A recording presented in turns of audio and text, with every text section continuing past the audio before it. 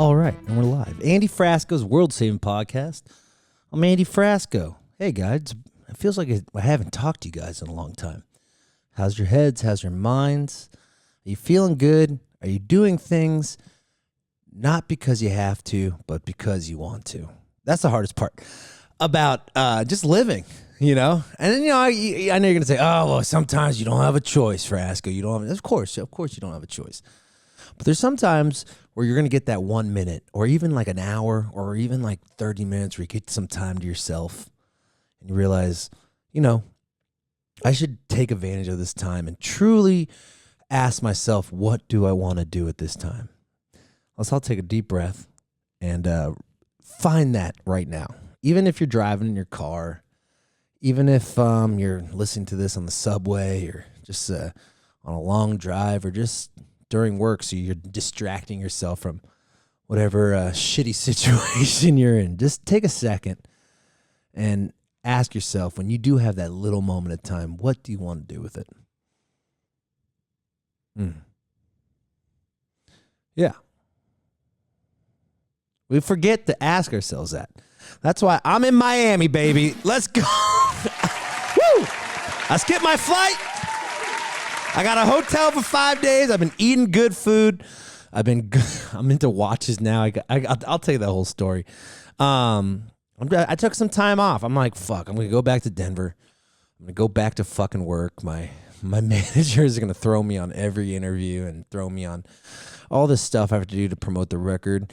And I just my mind was not there yet to just like give another day. So I said, fuck it. I'm going to take 4 days off. I'm downtown Miami. I fucking love it here. Miami is not a real place. This is not a real place. I've seen the craziest shit here. And first of all, Miami's way cooler than I thought it'd be. I'm going to give it that. I thought this place was going to be a fucking shithole, an overpriced shithole. But it actually has a lot of character. It's got a lot of different pockets, and it's got a really great metropolitan city, and I'm really impressed with it. So shout out to Miami. But, going back to what I was first saying. By the way, we have Doug Benson, comedian Doug Benson. We broed out on the 311 cruise. And we'll talk a little more about that. I'm going to keep this one short, but if Doug Benson on the show, you're going to love him. Comedian. You might know him from that documentary, Super High Me. Great podcast, Again Doug with High. And he does a movie podcast, but he's just a great comedian. And we broed out a lot.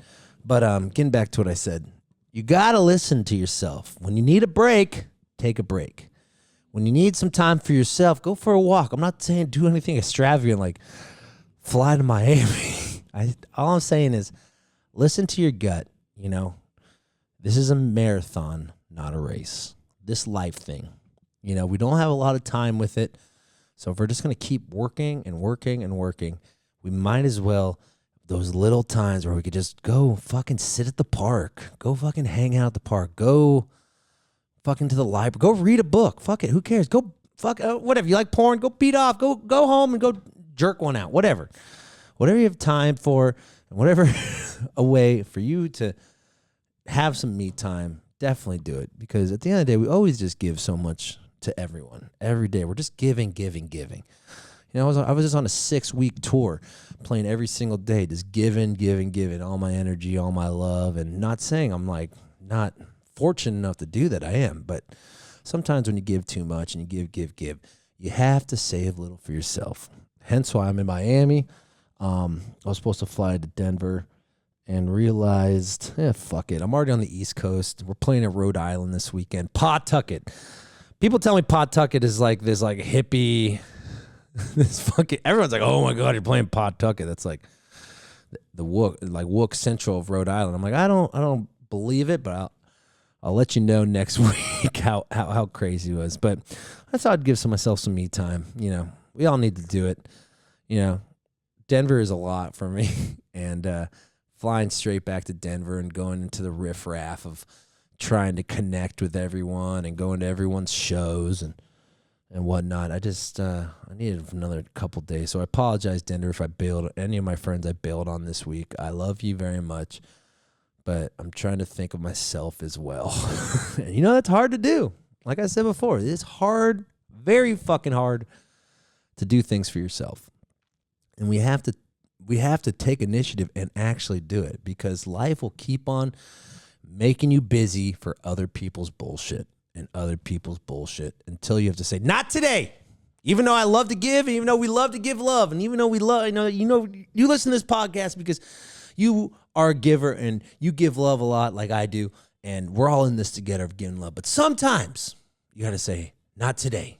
You're not draining my energy for a little bit more so I could recharge it, because you can't fill up a cup that's already empty. And if you're feeling empty, figure out a way to refill that cup. It could be fucking knitting. It could be fucking whatever. It doesn't matter whatever makes you happy. Like I've had this like 3-week ear infection. My ear smells like a dog. It smells so bad. And I'm just like fucking just grinding it out. And I can't go to an urgent care and go to a doctor because I'm just always moving to the next city. And I finally said, nope. I'm stopping everything, and I'm going to take care of this ear. So shout out to Miami doctors for fixing my ear, baby. They got me on antibiotics, got me some drops, so I don't fucking smell like a dog. I feel, dude, I'm going to these like nice-ass restaurants. I'm like, fuck, I'm going to treat myself. I'm making some money now, and I'm like, I'm going to go do it. I'm going to go to we went to Joe's Stone Crab. We went to South Beach. And I'm like dressing up. I'm dressing up all nicely and stuff. And I just feel, I'm eating food. Some nights I'm doing it by myself. And then sometimes I'm meeting up with people and just trying to treat myself. And then the waiter, I could tell when the waiter starts smelling my ear. I'm like, oh my God. I'm so sorry. It's an ear infection. But I got it figured out.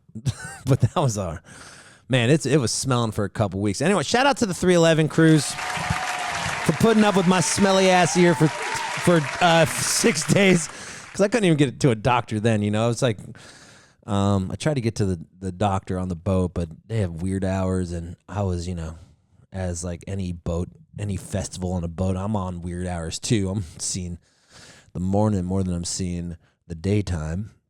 But that was such a great experience too. Fucking hey, 311 cruise. That was the nicest fan base of all the cruises I've ever been on. And, I like Jam Cruise. Jam Cruise is a lot, but they're great people. But these fucking 311, I thought it was going to be a little more edgier, to be honest. I thought it was going to be fucking tribal tats on the back of their backs and, just like fucking, we're here for 311. But it was such amazing fan base, and fucking those guys were so open arms. They let me go hang. Nick Hexum, god damn, that guy is hot. That was the first time I saw that dude in person. Felt like I asked him if I could touch his muscle. I'm like, holy shit, this guy's got some muscles. And everyone was just so nice. And shout out to Mike Simon. Shout out to Six Man. You guys really know how to take care of your artists, and I just can't thank you enough for the hospitality. You guys set me up. You guys got me some fucking massages and fucking certificates of this. I really felt like a rock star. So one more clap up for 6 Man at 311. Thank you so much. But and then next week, I fly home after this Rhode Island thing. I'll finally get to see Nick. I haven't seen Nick for a long time. We're gonna catch up, and we're back to our regular scheduled programming. I was just 6 weeks on the tour, guys, and I'm trying to juggle so many fucking things. I'm really trying hard to keep keeping this show up for every week. But I'm just getting busier and busier. It's fucking crazy. So I'm working on it, but now everything's going to slow down. I'm only playing I do fly-ins now every weekend. So I'll be home and we'll be back to our regular scheduled programming. Speaking of that, volume.com. Ladies and gentlemen, only Frasco. I just got the numbers. I got how many people are, damn. Thank you so much for subscribing. Sorry I'm clapping a lot, but I'm pumped up. This fan base is the shit. Sign up to Only Frasco. You get all this cool stuff. You get percentages off merch. We do these special live streams where you get to watch the band from your house. You don't have to fly anywhere to go see me. Once a month, you get to watch the band from there. Or if I'm not on tour, we'll be doing a live, Mondays with Frat Andy, where we could all be in a chat room together, or we could all be in a video, like a Zoom room, and we'll just have talks. But I was shook by how many people are signing up to Only Frasco. So thank you so much. You believe in me, and I fucking believe in you. So head to I almost said head to onlyfans.com. And ladies and gentlemen, the people who think like, what is Only Frasco? You're not going to see my hog. You're not going to see my fucking feet. It's just a play on words. It's really just a music and extension podcast subscription model. So if you want a little more of us, because like I told you before, I'm going to be doing a lot of less social media. As you could tell, I'm not as much on there as much anymore. I don't have time to, and I really feel horrible about this, but I don't have time to fucking check every message anymore. And I apologize about that. And I'm not, it's been hard to do a lot of these Monday motivations. I'm just getting pulled left and right. And it's like my career is really starting to fucking blow up, and I'm trying to do everything. I physically can't. So, for the people who want a little more of me, I will be updating a lot of the stuff on Only Frasco. So head to volume.com and sign up. Okay, we'll talk more about the tour. We'll talk more about the 311 cruise. We'll talk all about that when I'm with Nick and when I'm finally at home. Like I said, I've just been a vagabond. I haven't been to Denver in like a month and a half, 2 months. I've been on the fucking road, living in a bus with the boys. Surprisingly, the band's not. We fucking still like each other after 6 weeks. So I'm gonna clap it up one more time. We are figuring out how to do this touring thing and not burning ourselves out, which is fucking great. But we got Doug Benson on the show, comedian Doug Benson. He's the man. He's one of Todd Glass's close friends. Huge stoner, super funny. You definitely, if you see Google Doug Benson, you'll know who he is. If you don't know who he is, comedian. He directed Super High Me. And he's just a funny guy. So I think you're gonna really love this interview. We did it in my room and at the 311 cruise. I got a couple interviews done. I got the Tropodelic too. I was excited to get Tropodelic, so I'll post that one too. And then full steam ahead next week. I got a bunch of interviews, very big interviews, very big. I'll keep you guessing so you get excited about every week. But all right, guys, like I said in the beginning, take care of yourself, take care of your mentals, take care of anything that you feel when you're getting burnt out. Take a beat. That's why I'm in Miami. I knew I wasn't. That's why I'm like sleeping in Miami. Oh man, it's been great. I'm getting sleep. I'm taking care of my ear. I'm just focusing on recovery. And sometimes as we get older, you have to focus on recovery. You can't just say, oh, I'll just get better. You really have to take initiative and take care of yourself. So, lead by example. I could talk all this shit, and I could talk about how we could figure out our mental health. But if I don't lead by example, you're going to think I'm full of shit. So I got to take care of myself too. All right? All right, guys. Enjoy Doug Benson. Also, tour dates while we're at it, because I haven't really pushed the tour dates at all. Next week, we're in Brooksville. I'm back in Florida next week. Jesus fucking Christ. The 11th and 12th, Brooksville, Florida with, that's a cool festival. Pigeons playing ping pong and dogs in a pile. And then the following weekend, 420 Fest in Atlanta, April 18th and 19th. So head over there. That's a really good lineup too. And then the 26th weekend, I'm back in Denver area, Copper Mountain. I only got 3 shows in fucking a month. I am fucking jacked up. Copper Mountain show is going to be fun. It's going to be a little party to celebrate Copper Mountain in Colorado's anniversary party. And then we are going back to Goose. Viva El Gonzo. Ooh, I can't wait to go check out what the fucking drama is like for that fucking situation. Ooh, it's getting spicy on the internet for the Goose world. Can't wait to hear what's going on. Finally talked to my friends over there, Ricky and Peter and the whole crew, and see what's going down. All right, guys, I love you. Stay safe. And be the best you can be. And if that means take a little break, take a beat. All right. Love you. Bye. Doug motherfucking Benson. That's what they named me. What's up, buddy? I'm good. That wasn't the question. You said, what's up? Not much. How about you? Nothing like Shouts Paradise when seeing big 2 diesel engines blowing fucking exhaust all over the ozone to know every time I take a shit on this boat, I think about the ocean and how much it's going to appreciate my dookie. Yeah, your edible dookie. Yeah, because That's got to be what they do with all of it, right? Right. Where else would they put it? I watched There the isn't a video where big they poo dump. reservoir. No, they fucking dump it like Dave Matthews does on that fucking Right. bus. Yes. But into the ocean, you know, it's Fuck the turtles. They're gonna get shit on. yeah, it's I can't I don't understand why they get away with it. It's like a shitty bukkake. Like I really like going on cruises, but if they ended to stop pouring shit into the ocean, I'd be like, okay, that's probably a good reason to quit. That and the number of people that, you know, fall overboard mysteriously. You know, like That's the weird part too. If you want, like, just saying, "Hey, babe, do you want to go on a cruise?" is like saying murder might be on your mind. I wonder, you know, it's like, damn, how'd she go? I don't know. She fell slipped. off. Oh, are there any witnesses? No, just the guy who pushed. I mean, watched her. Have you ever gotten in trouble smuggling weed onto the boats?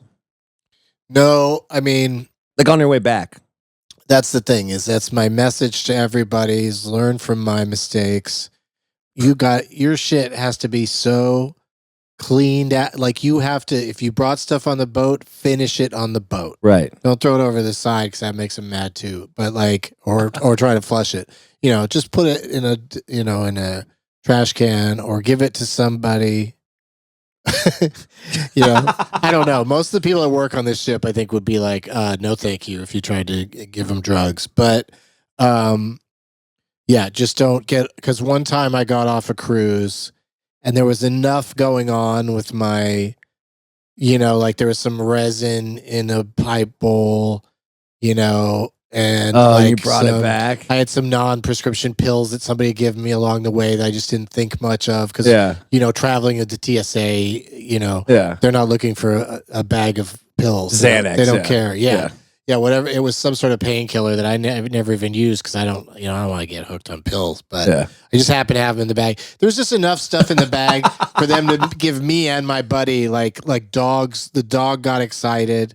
It was the only time in my life I wasn't happy to meet a dog, Dude. because he just like jumped up on me and my bags. I'm like, and you're so embarrassed because you're the entertainment. It's like, just take me to the back fucking room. I don't want anyone to fucking know about Only this. a few people saw me being taken aside, but it was the people who saw it must have been like, "Holy shit, they got Doug Benson!" And it the was most cliche thing ever. But it was also the other cliche was good cop, bad cop. Is the two guys going through my thing. This one guy, he'd like pulled out the pipe and was like, "What's this?" The other guy goes, "Oh, that's a pipe for smoking out of."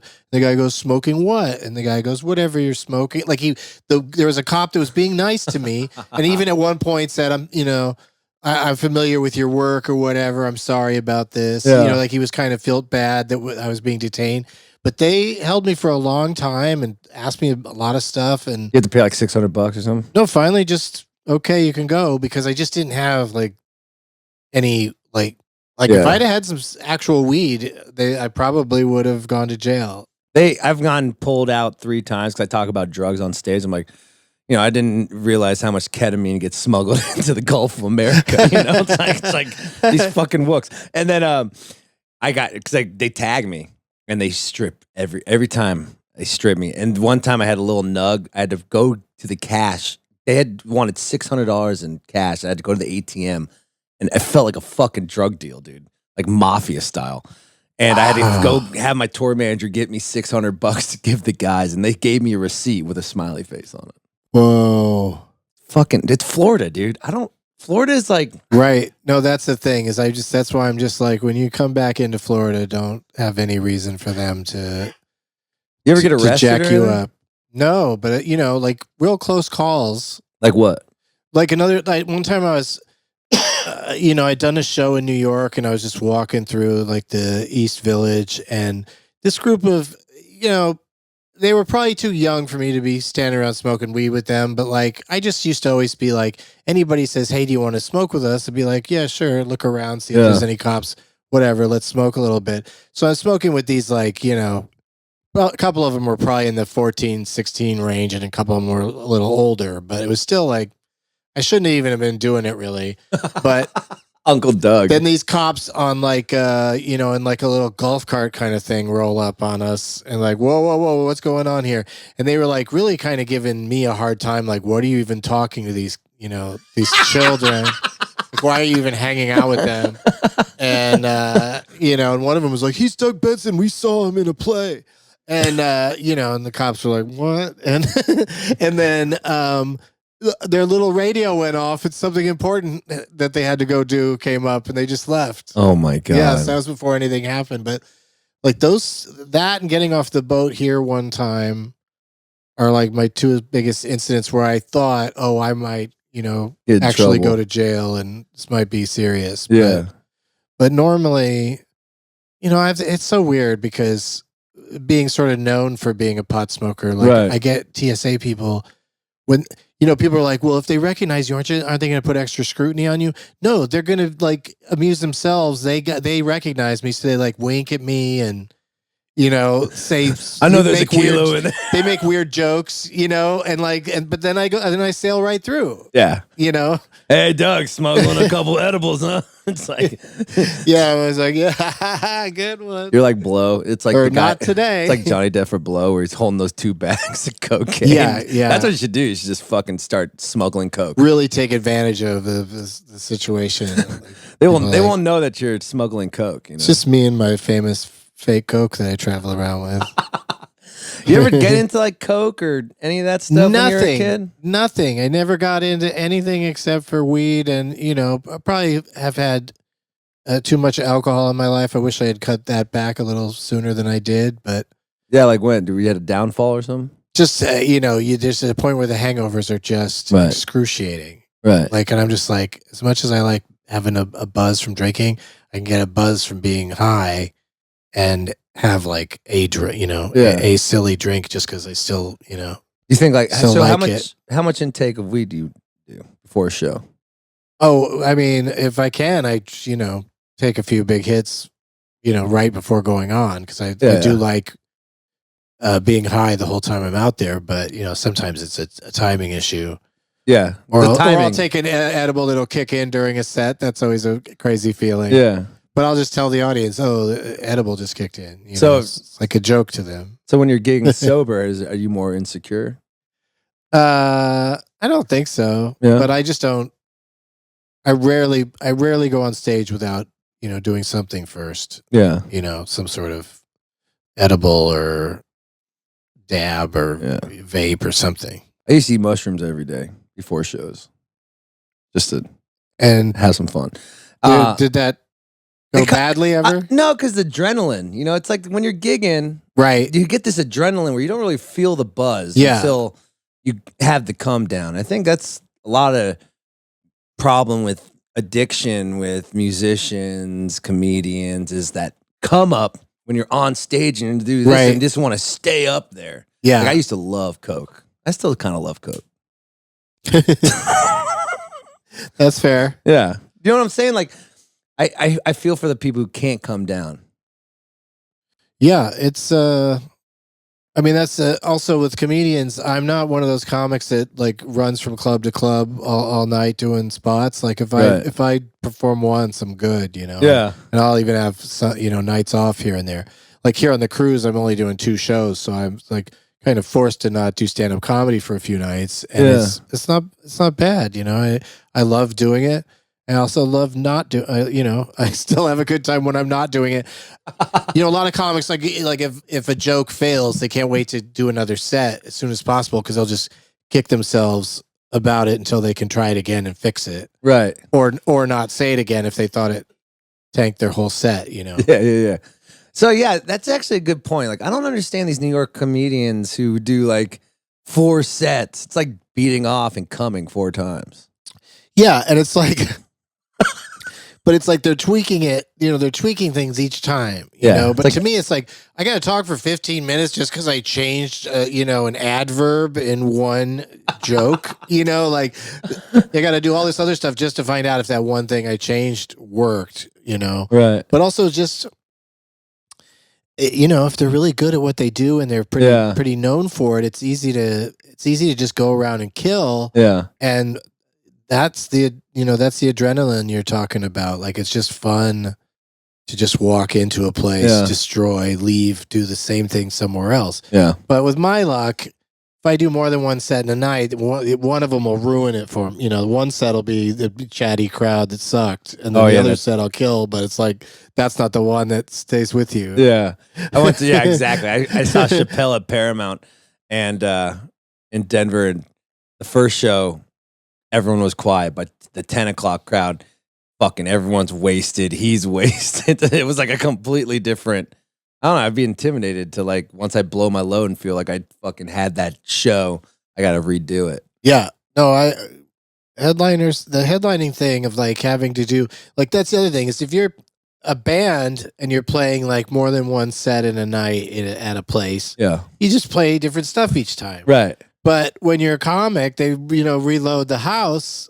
Yeah. So, you could change it up as much as you want, but a lot of comics are working on like an hour to do a special or something. Yeah. So it's just reset, do the whole thing again. It started feeling to me more like I was in a play than doing stand up. So I haven't really played into the whole, throw out all your material every time you make a special and then start from scratch and come up with a whole new hour. Yeah. I don't really like that style. Glass does that too. He's like kind of has his jokes. Mm-hmm. He kind of plays around a little bit, but he goes to his go-tos.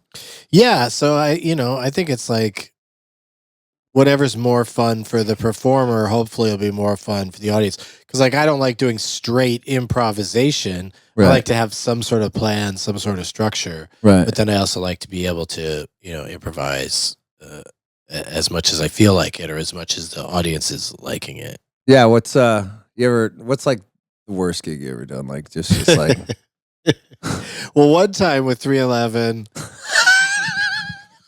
I had done the cruise and was so well received on the cruise by the 311 fans that it was just sort of like, so you could just open for us at like a regular show. Mm-hmm. At like they had this 3-day festival that they were headlining in Florida somewhere. I can't even remember St. Augustine, where it was.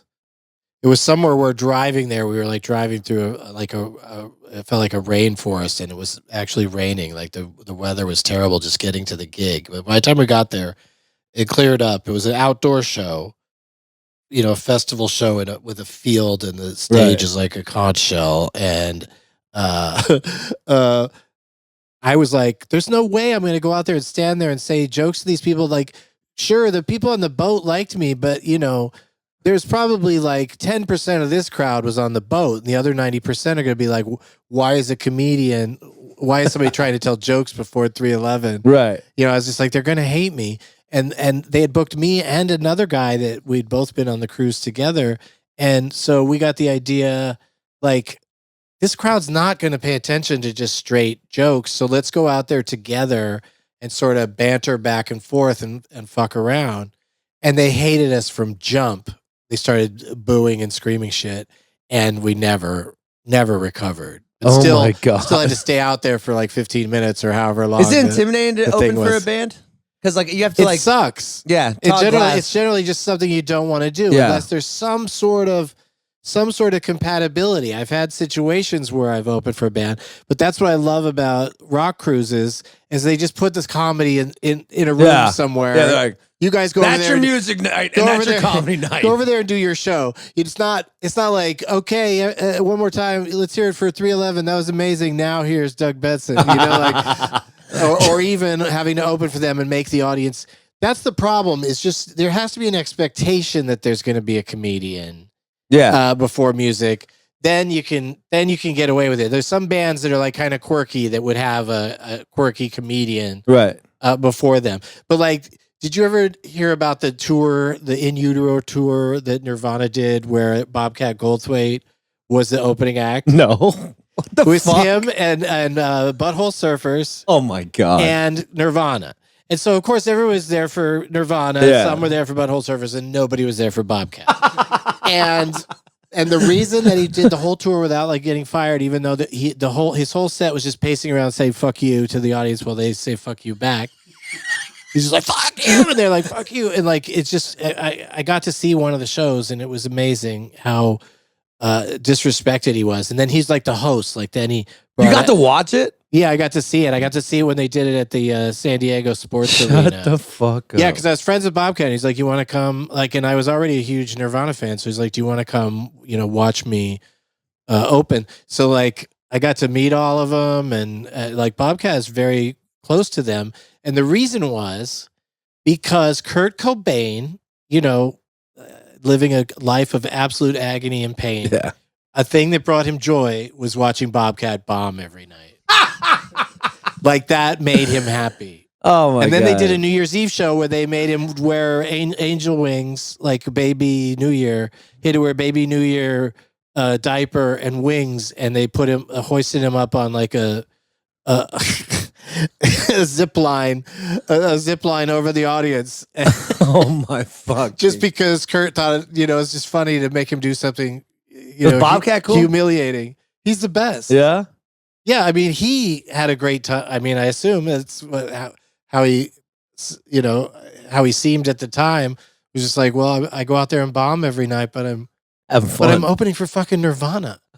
Like at their unfortunately their peak because they didn't last much longer. Yeah.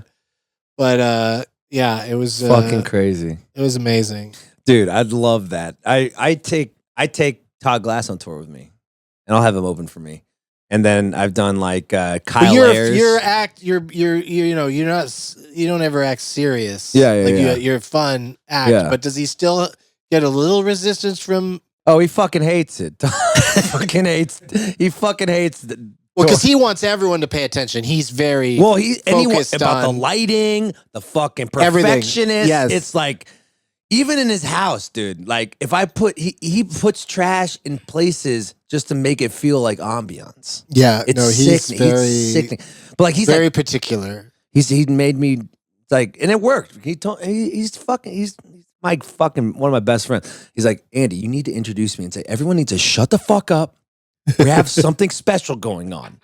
He makes me set up I'm like, I don't want to go out on stage like at 7:30. You have to tell them this is something different. They're not expecting what I want to do. And does he have a band? Does he do that band? I'm his house thing? band. So you're out there with him? I'm out here working 2 fucking shows to make fucking my hero fucking happy on this. That's like, so funny. I'm like, never fucking again, dude. But you guys banter back and forth a little? Oh yeah, I tried to, but he just shuts it down. Oh, okay. He's so funny. He's funny. He's a ridiculous person. He's great. Who I used to date the girl from Bird Cloud. Oh yeah? Jasmine. What's the other one? That's my favorite. Dude, those girls. Your podcast with them. To see the look on your eyes when she's eating her out with the harmonica. Yeah, yeah. Or who was the other girl that was on that show with her? It was like a great another question. comedian. But anyway, she was so freaked out. And I'm like, that's the love of my life. I saw her doing a harmonica solo in a diaper, eating her out. Like, let me eat you. Yeah, that was interesting. Dude, it's crazy. Yeah. I mean, like, that type of show can have a comedian. If you're going to have a songbird roll in there, and then you're going to have old Todd Glass with Woody Guthrie coming out afterward. It's fucking insane, dude. What's Bird Cloud up to? Dude, they broke up. They did? They broke up a little bit, and then they... But Jasmine's like the Nashville songwriter. It's like... Oh, okay. It's like they do that whole fucking thing. But I was thinking about that. Like, those are the people who were inspiring me when I was a kid. Who was inspiring you when you were a kid? Well, without knowing that I wanted to be a stand-up comic, I just gravitated towards it. Like I like watching Johnny Carson and David Letterman and SNL. Like all this SNL 50 talk makes me feel so old because I've watched it from like the very beginning. Right. I remember staying up on Saturday night to see the first one with George Carlin because I was already a fan of George Carlin. Because any kid that stumbles onto his 7 words you can't say on television, it's gonna be hooked on it because it's just all these dirty words, but he's also saying these smart, funny jokes about them, right? And so that was like something I really was into. But on the other hand, I was into like some of the cleaner comics too. And then Steve Martin was a big influence when he was a stand-up, and. Yeah, Did you ever meet your heroes and they said you suck? Nobody I like said I suck, but you know, it's funny. I get very excited when I know a famous or influential or someone I'm a fan of is in the audience. Yeah. And I will force that moment. I will get that moment. I won't just be like, oh, so-and-so was at my show. No, I will have some sort of walk away. I'll have something to say about what they said to me or what they didn't say to me. I'll stand by the exit while they're leaving, just to make sure Really? I get some feedback. Yeah, because it's So what was the best feedback? one that was really disappointing for me is a couple years ago. Doug, you're a psychopath. A couple years ago, Javier Bardem and Penelope Cruz came to this outdoor comedy show. It was like kind of just after COVID, so like outdoor comedy was still big in LA, and they came to the show, but they brought their kids. And the guy, but I knew they were there, and I knew they were there with their kids, and I thought I made some adjustments in my head, like I'll be a little less dirty because Javier Bardem and Penelope Cruz's kids are here, and the guy before me was so filthy he walked them. And so, like, that's the only time I've ever known there was a famous person there, excited to perform for them. And then they walked out before you could even play. Yeah. Oh, my God. But at that same venue, like, within days of that, Gene Simmons came to a show, and he and Shannon Tweed sat very close. And even, I think I even, like, sort of looked at them and made comments about them.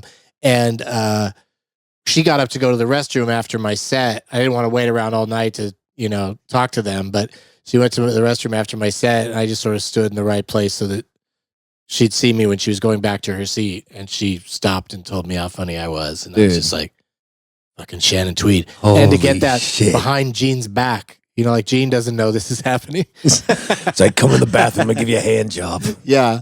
But their son is a pretty cool dude. I've sort of struck up a friendship with him, and I did a Doug Loves Movies podcast taping at Dynasty Typewriter in LA, where Nick Simmons was a guest on the show, and Gene came and sat in the front row, like with his arms crossed, and really looked like he wanted to, answer some of the movie trivia questions, like he wanted to jump in, and at some point he even did like speak and get involved.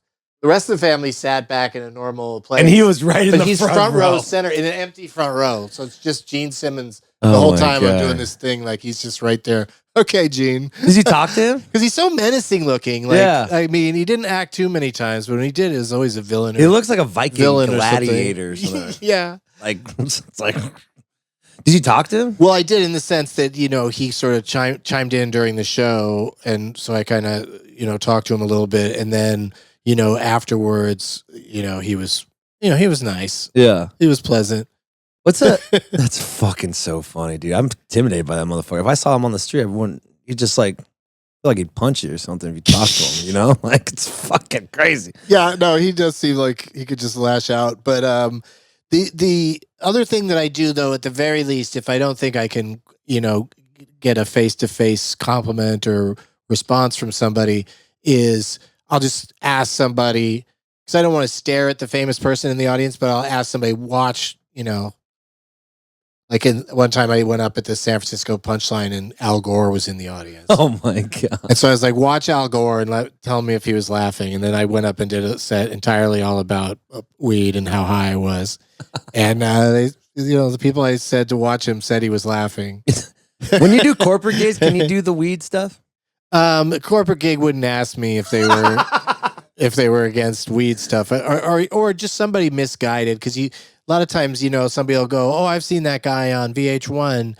He'll be great to come talk to our group, and not realizing, well, on VH1, I'm censored. I'm limited to what I could say, and what you can get away with, and so the live thing might be a little different. But colleges and corporates and all that kind of stuff just sort of fell by the wayside at one point in my career, and I just became more strictly, clubs and theaters. Who's like the rock star of the comedian? Who's the guys ripping blow, having sex, partying? I don't know, because some of these guys that are really huge right now are, at least to the public eye, happily married. Come on, spill the tea. We'll bleep it out. No, I'm just saying, like, you Yeah. know, your Burt Kreischers and your Bill Burrs and your Tom Segura's all have wives and also seem to have dialed back the drug thing too. What about like there's no like Sam Kinnisons of the comedy world? I mean, I don't think I know any maniacs in comedy anymore because it's like it's hard to pull off. Yeah. You know, because it's becoming even more like you have to be your own like business manager and publicist and all this other shit, and or at least go off and create other things that aren't just stand up, you know? Yeah. So it's Do you like that part that the industry's kind of saving you that 15%? you know, it's just a tricky time to be, you know, I am grateful every day that I have enough of a toehold, you know, I have enough of a following that I can just sort of not coast on it. I still want to, you know, be as funny as possible. Right. But I'm, you know, feel like if I were starting now, it would be so much more daunting. Right. Than when I did start, you know, because the numbers are just insane. And, you know, podcasts anybody can make a podcast. Right. You know, and anybody can go up in an open mic. So it's really like an insanely crowded field. Yeah. I was thinking about that. I mean, I'm year 15. We've been doing 250 shows a year for 15 years, and think about the new bands. How you can't survive out there, dude. You can't survive off $300 a night at the fucking opening, playing 30 minutes to open for a band anymore. Yeah, they might not buy crazy. your merch until you've worked your way up to like, you know, a slot later in the show, or you know, get some radio play or something, you know, but especially like one of four. It's rough. Like we got on this big tour. We're the 5th band. We're opening at 6. Like everyone's like still getting their beer, and putting their coats. No, that was the other thing about those Bobcat shows is like it's the 1/3 full. I know, dude. You know, so every person can yell stuff and kind of be heard. Right. You know what I mean? You get hecklers a lot? I don't think so. No, I'm not really.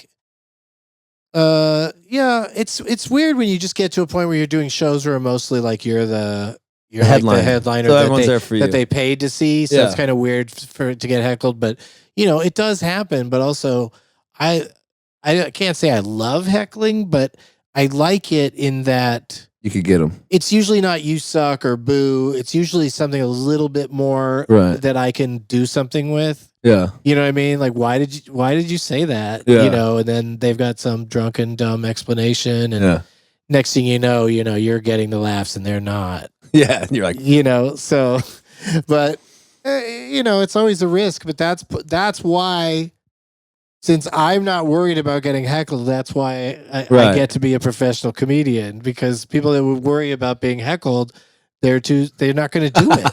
You know, like, why would you know, or they're going to do it and they're going to just be nervous the whole time. You know, that's part of why I like to smoke a bunch of weed before I go on stages. Even if something like that does happen, I don't want to be stressed by it. I just want to react to it. Phil Handy's pretty good at crowd work like that. You know, Phil Handy? I don't know him. Grateful Dead. He's like a New York guy. But I was thinking, like, I don't understand why comedians, like, everyone's just putting out crowd work bit. Because they don't want to burn their material that they're working on for a special. You know, they can't burn their written jokes. I know. Because fans will show up at your show and go, heard it. You know, they will have that attitude if they've been exposed to it too much. But I don't care for that system. When did you stop giving a shit about them saying heard it? You know, as I've become more open with the audience about how high I am, because, you know, that's the other thing is like, you're heckling somebody who's too high to get you back. Yeah. You know, where's this going? You know what I mean? It's just funny. It's like two idiots talking to each other. Is that what we all really came here for? You know, I just try to have fun with it and whatever's happening, you know, or get sincerely mad. But the crowd work videos, I don't do them because then you have to plan to do crowd work. And to me, the best time to do crowd work is when something just arises that's worth talking about. You know, It's like a great solo. you know, something that should be explored. Yeah. And that usually starts with somebody heckling or somebody, you know, a lot of people do helpful heckles, you know, where they yell out asking for something, you know, almost like, you know, how fishing. they'll ask for a song at a concert, you know, you know, and, Fishing for it. yeah. And a lot of times that, you know, that works out okay. But I also like tend to pick somebody to have a little bit of a rapport with during my set. Yeah. So that it sort of becomes sort of like, well, that's the person in the audience that gets to talk to me. Right. Everyone else just enjoy the ride. Yeah, exactly. You know? Everyone else shut the fuck up and just talk to Cindy from St. Louis. I designated my second banana, and the rest of you are fucking kumquats. Are you married or anything? No, girlfriend of almost 7 years now. So About 7 years. what's you know, it's like as a musician, you know, I have a bunch of people with me on the road. You're by yourself a lot of times when you're traveling. How lonely does it get out there? Well, that's the thing about my current girlfriend is that, you know, unless I have to go somewhere awful, she goes with me most of the time. She's like, she's not going to Kansas? I do a lot of shit like this, like where it's just a great vacation for both of us. Oh, she's on the trip? Yeah. Oh, yeah, cool. she's here. I want to meet her. I saw you last night. You were like with one other person. Oh, yeah. And then I was going to go over and say hi. But then it became a group of like, there was like 10 of you. Yeah. And I was like, I don't know if this is a great time. Me and you are going to have a hang. We're going to have a hang. But I was like, I'm going mic. to see him tomorrow anyway. And I didn't have anything I needed to talk to you about. Like, well, what's going to, you know, some people want to know what the podcast is going to be. Like, what do I have to worry about? But you ever fuck hookers? that kind of thing. Yeah. But, you know, as soon as I saw your show yesterday, I was just like, and the Todd Glass thing was another important piece of information. I was like fully in. Yeah, you know, I appreciate it. I mean, as soon as it was like, oh, a guy in another band on the cruise has a podcast. Like, will you go talk to him? Fucking shoot me. Fucking another musician I thought with a fucking podcast. Shoot me in the fucking mouth. But I don't. That's the thing is they don't ask me to come on. Maybe I'd have to think really hard about it, but you might be my first musician podcast. Really? I'll clap to that. I think so, yeah. Let's go, Doug. So let's talk about the hookers then. This is a rock and roll podcast. Well, that's what I mean by when I saw your show, I was just sort of like, oh, well, this is, you know, this is going to be all silliness. Yeah. What about earlier in your career? Did you ever get were you ever super sad, lonely, just grinding it out? I knew that I didn't. Here's why I've never owned a dog, even though I love dogs. Is because, you know, since my 20s, since my early 20s, I've been a comedian, and then you know by my early 30s, I was like on the road a lot. Right. And so, especially in the early days, I was out, you know, in clubs every night trying to get on stage. And then once I started touring, you know, I'd be gone for especially when I first started doing the road, there was like a comedy boom. So clubs were open 6 nights a week, and they would have a headliner in a middle and an opener for that whole 6 weeks. So I'd go away for a week at a time and sometimes back to back. But anyway, I was just on the road a lot, and I've just always liked the road enough that I've never really been on tours where I go town to town. You know, I've done a couple of those that were kind of short, but for the most part, I go to a place one weekend, maybe the next weekend I don't go anywhere. Then the next weekend I go somewhere. You know, my schedule is also built around, you know, I like performing. Since I have a movie podcast, I like doing it at film festivals. Oh, yes. So that's a big part of my travel now is just going to a film festival that I would already want to go to and have a great time at. And then I'm also getting, you know, paid to do my podcast. Yeah. So, you know, my interests kind of come together nicely. So. What's your favorite film festival? It's a thing that they do in Austin every September called Fantastic Fest. Sick. It's a genre festival, so it's all the most horrifying, you know, wish you never saw it kind of movies. I love that. You know, it's all horror and fantasy and sci-fi, but of a very adult. Most of it's very R, you know, hard R. And it's just a fucked up festival because they also just try to do they stage events that are like, like Real they'll fucked up. yeah, they'll take people out to like a shooting gallery or something, I've never done that, but like That's the most Texas shit I've ever seen. yeah, in no, my it's life. a lot of it's very, very Texas, but like in a very Charming at the way. same time, just a very liberal approach to Yeah. like, this. That's part of the thing is women and members of LGBTQ community are getting more and more into horror. Yeah. So, and they're sort of over the years, like it started off as sort of a boys club, but now it's like more open and diverse. And so, I feel like there's more women there than men in the last couple of years. Why do you think all the comedians have moved to Austin? Do you think they're just trying to suck the Rogan Segura dick or what? Well, because it's like it's such a. I've been going to Austin for years, for like 20 years. I've been going like 2, 3, maybe 4 times a year. Because I go to South by Southwest in the spring and Fantastic Fest in the fall, and then maybe a couple other visits just to do stand up or whatever. And I have always just loved that place. Cool city. But I think part of what I love about it is it's just like other LA. Yeah.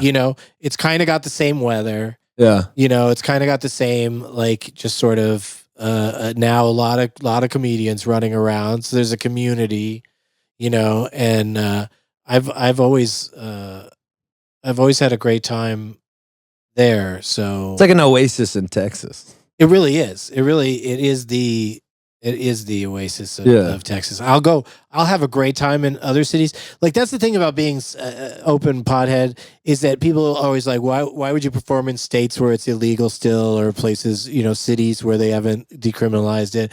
And it's just like, well, because everyone's smoking in those places too. Yeah, exactly. So why would I not want to go there? And it's me. So like, I'm not saying because of my fame I could smoke wherever I go. Yeah. I'm saying because I'm a average white guy.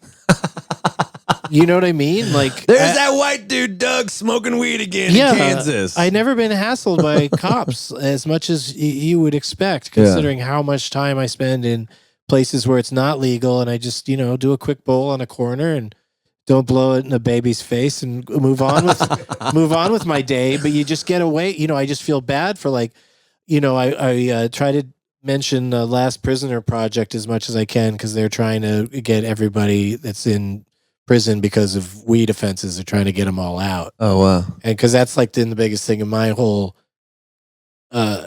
weed comedy career is just marveling at how I could be what I'm doing and succeeding at it, or it could be in jail. Yeah. You know what For I mean? real. Those are the things that can happen to you if you're a big weed smoker. Yeah. So I feel so grateful and lucky.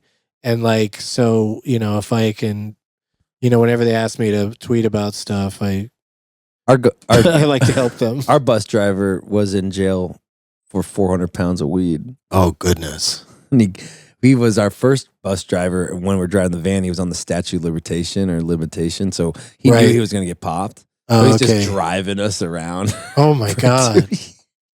And then he went to jail for 4 years. And now he came back. Gonzo, shout out to Gonzo. Now he's our bus driver on our tour bus. That's amazing.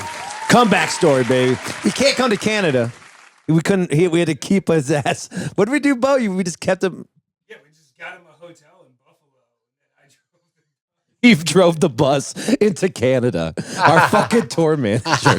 Buffalo's so close. I know, but it's scary, dude. Because Canada, they pulled our ass over. They had 3 dogs on us. They fucking stripped. It was. They one dog was a little too friendly. They're like, we're getting the fucking vet dog in these. It was like the day that they did the first day they did the tariffs. So like they wanted to prove a point, and they found weed, but they didn't do anything.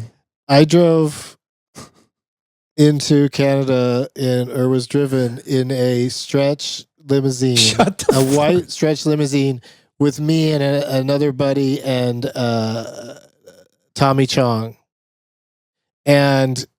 They just hold on. What? Are you serious? Yeah. So as soon as they recognized Tommy Chong, they're just like, pull over. And they got us out, and and they took us inside the station, and they were never threatening because the entire time they just kept talking to Tommy Chong about how much they love him. Yeah. But while they were doing that, there were other people outside searching the entire vehicle. That's exactly how it was. Like, so you're in a band. They Googled our band, Smoking Dope and Rock and Roll is the first song on Google. They're like, hey guys, we're gonna pull you over. They took a sick band photo of us in the police station. But you didn't have anything that they could charge you with? They found a jar of weed, but they just said, what'd they do? It was like one little. Somebody had clearly gifted it to us, and they saw that less than. They basically said somebody needs to sign. Yeah. And then they just jumped it, gave us the jar back. Yeah. We got lucky. I like that jar return though. They gave us the jar. Shout out to Canada for giving us the jar back. They're so nice. They're so nice even when they're. But that was my only issue with Canada, and of course Canada is like I've enjoyed going there for a long time because even before it was considered legal there, it was just super easy to get away with in places like Vancouver and Toronto. So what's it like hanging out? Like when you're hanging out with potheads, it's like kind of like this like stare down who's like the more of the pothead, like Tommy Chong, or it's like, well, you guys are, your stick is like, weed. I got to spend a pretty good amount of time with Tommy, and he was just more like talking to another comedian, you know, but just as a person who puts smoking weed out there, it's frustrating that people get like, much like with alcohol, there's just there's this contingent of I'll smoke you under the table.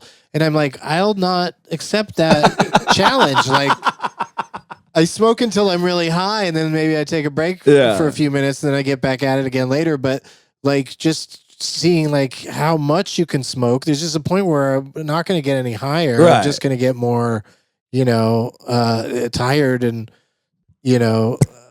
scratchy throat and coughing and all of that. That's why I never understood like the 1,000 milligram edibles. Like, what the fuck? You're trying to have a panic attack. I'm like, I don't want to see my body lift up, like. Edibles are tough for me now because it's like, I tease people in the audience all the time because I'll be like, I'll say, who thinks they're higher than me right now? And people will raise their hand.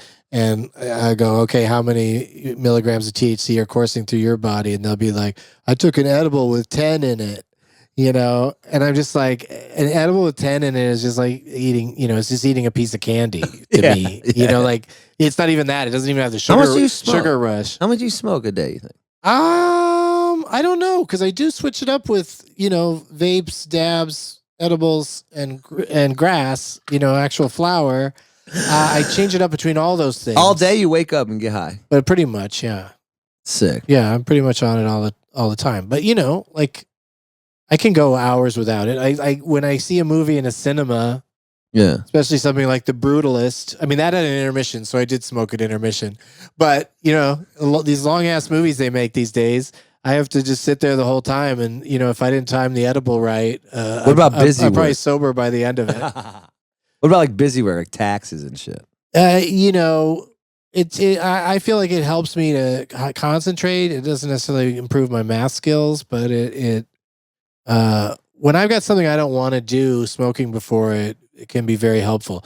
I find that like in my day-to-day life, I've determined that if you make a plan, like going on this cruise, for instance, like on the morning of this cruise, I knew I was going on this cruise. There's no getting around it. That's what I'm going to do.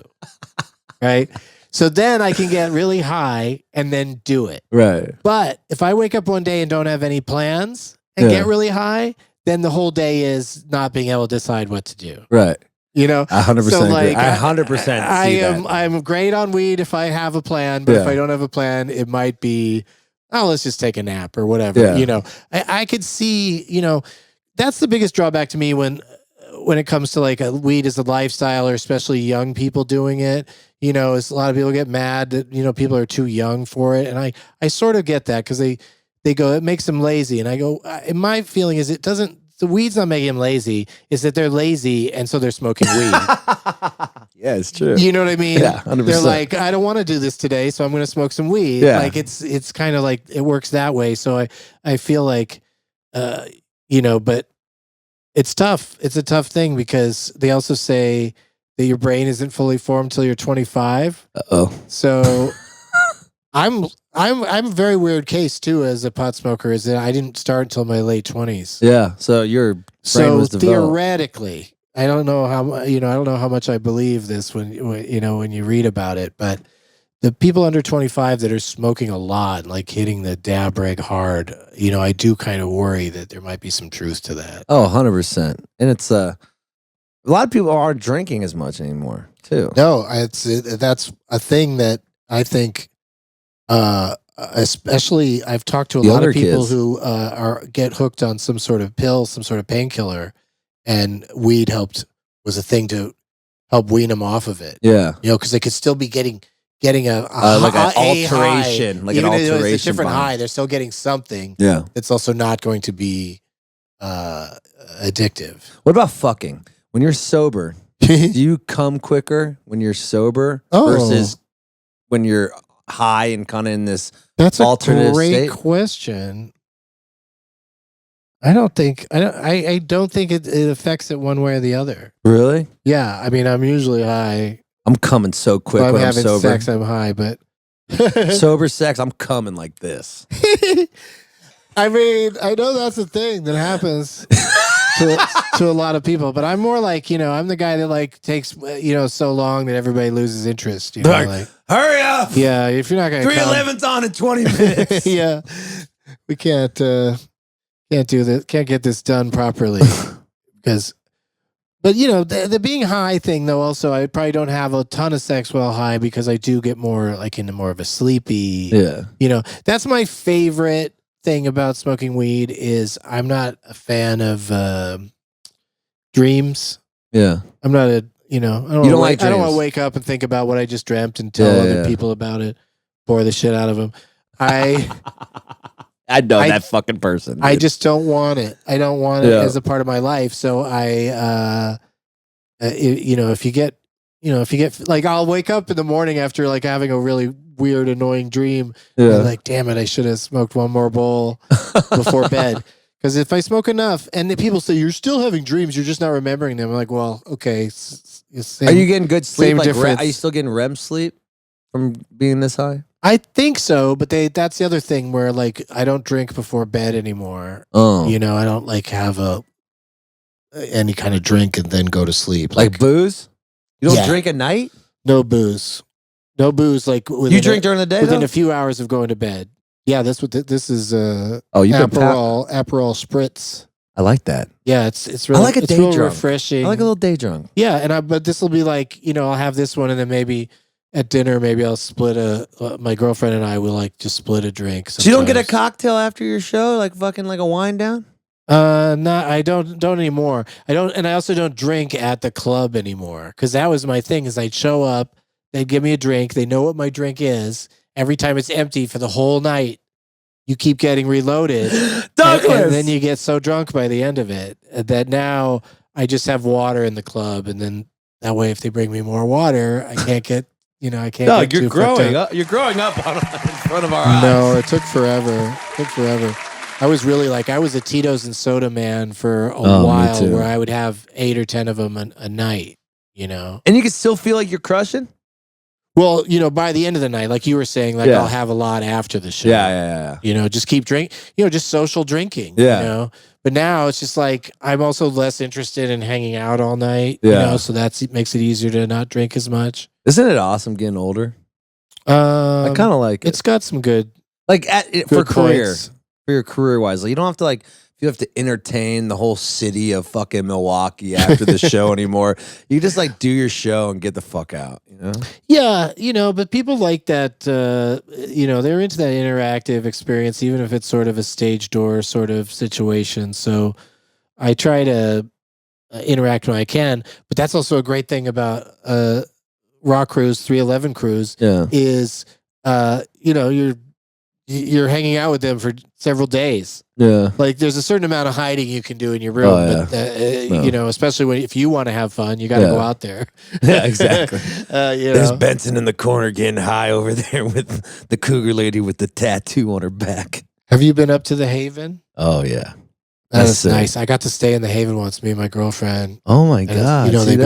got like a bathtub with a big glass window right there. You're just looking out at the view while you're in the Look bathtub. at you, just having sex up there. It was so great. It was so great. But you know, a band like 311, they take all the rooms. Peanuts like, we'll put Doug with the peasants. I think there's like 12 rooms up there. Peanut's dad comes every cruise. I want it. That guy is such a mystery to me. How long have you known 311? I interviewed Nick last year, but I mean, I grew up in the Valley. I'm from West Hills. Oh my goodness. So like, I'm like a Valley kid. Just listen to them on K-Rock. Dude, all the fucking time. I saw them at so many acoustic Christmas and Yeah, dude. barbecue. Weenie roast, dude. I must have seen like there's a few bands like 311 and He's still hot. He's still a good-looking man, dude. He is. He's very. I was thinking yesterday. He's very Timothy Oliphant. Yes, We're like how gray he's getting gray and he's still fucking handsome. Silver Fox. Yes. Like he takes off his shirt and he's like kind of got the old man muscle. You know, oh my like, god! But yeah. it's still kind of ripped. No, I mean they all just like I was a chick, I'd the fuck 'em. energy and the moving around, Yeah. the way they move around and everything. With the show, like 10 minutes into it, my girlfriend goes, "How long are they going to play for?" And I go, 90 minutes. She goes, "They're going to do this for 90 minutes. They're going to jump around that much." I know. For no, they have like they have a ballad or two. They might play "Who's Got the Herb" Yeah, or Amber. Yeah, Amber. What if they're like Drops of Jupiter? They play Amber at the last Oh song. my god! They fucking Everybody's just asleep on their feet. My Because favorite it's a part. very soothing song. My favorite part for these bands who've been together for like 30 years is watching the wives and the kids all at the soundboard. They're all sleeping. Their wives are like, you know. Yeah, I love it. You know, it's better like for them. That's another thing is I think a lot of musicians and comics like agree to these cruises because it's just they can take the family and sort I of think give them that's what it something is. more fun to do than hang around in a stadium somewhere. Yeah, you yeah. know? Yeah. Like it's a little bit more. And this has been a great one as far as. So, how many cruises have you been on? 10. You've done 10 cruises. I've done the Jam cruise. I've done the Burt Kreischer cruise. Yeah, I'm the boat and they boy. all just like keep asking for you. Yeah, because I Like, could entertain and any Six Man crowd. is so great to work with. Six Man's great, and then Cloud Nine's another one. They know like I could just like be entertaining for 4 days. You know? It's like a lot of these bands just play the same fucking set. You're know? not doing enough sets, in my opinion. Dude, do you want to crowd surf tomorrow? I don't, but Okay.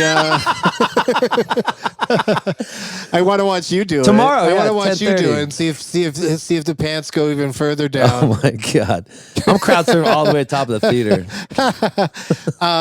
No, but like we just watched Red Gold Green from like the Wings in the theater. So like What? Just before this? yeah, just before I came They're here. badass. That was the They're first time so hearing fun. them. They're so Dude. fun. They're the second most fun band on this cruise. Thank you.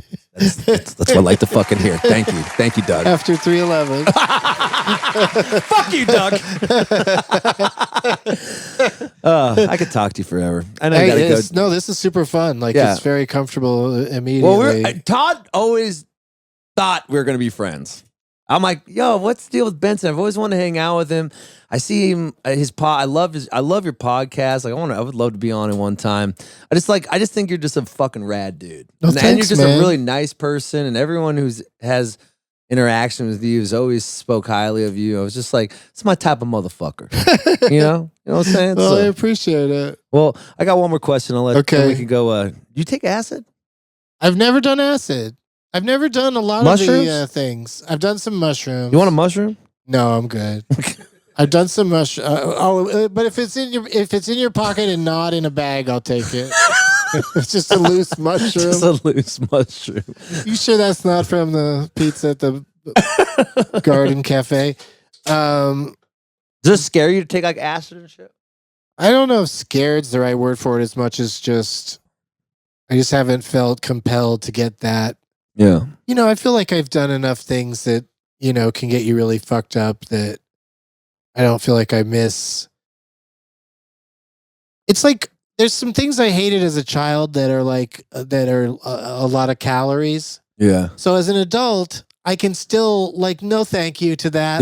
I could just spend my whole life never even trying it, like just thinking I don't like it. Yeah. Because if I think I don't do like that it, too. then I do that fucking too. then bro. I don't have it, and I don't end up having those calories. I do that too.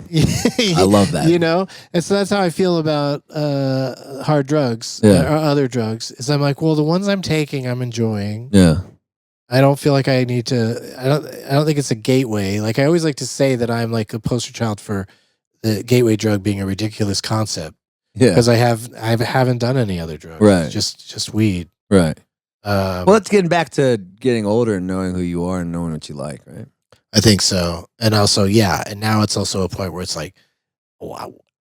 Do I want to discover that I love cocaine at this point? Doug Benson. You know? How old are you, Doug? This is a tricky time of year because I'm a summer baby. So I think I'm still 62. I think I'm about to be 63. Doug Benson in his golden years. Yes. Tries cocaine and loves it. Oh, hey, man, you usually go to bed early. All of a sudden, like, you're up now. Your bit of just chilling. You're like, everyone's fine. Have you been to the 311 cruise?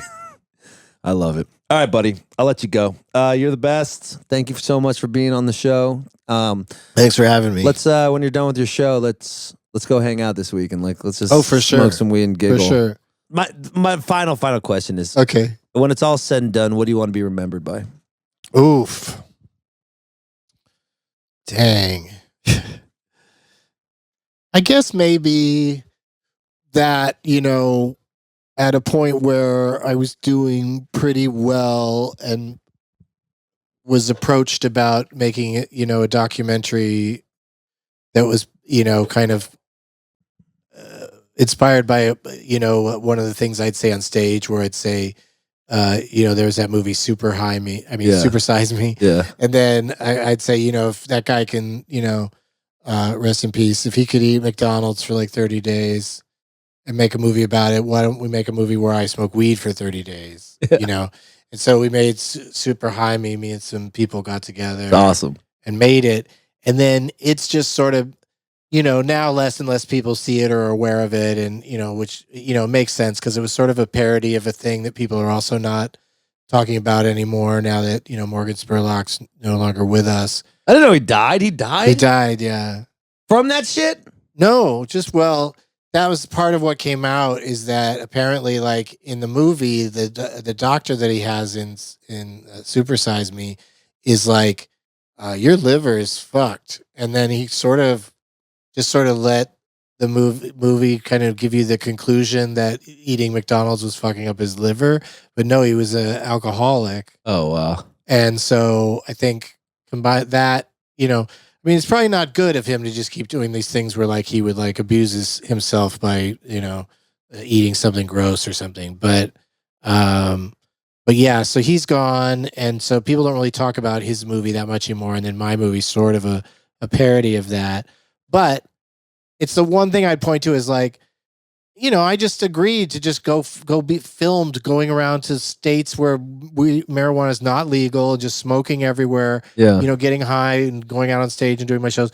Like I was just very open about all of that. And, you constantly have these people in your ear going, aren't you worried about like you're going to get arrested or in trouble or, the FBI or somebody's going to come after you? And I was like, well,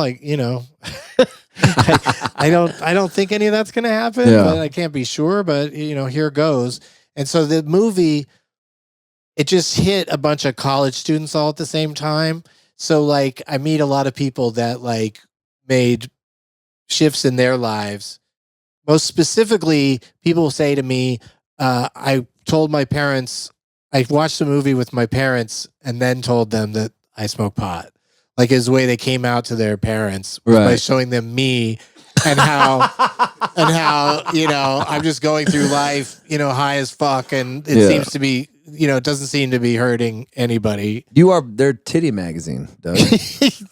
I kind of am, yeah, I kind of am, and but also, I'm just getting more of, like I met a guy. I was just walking down the street in Miami the other day, and a guy like waved and I was like, oh, he must be going on the 311 cruise.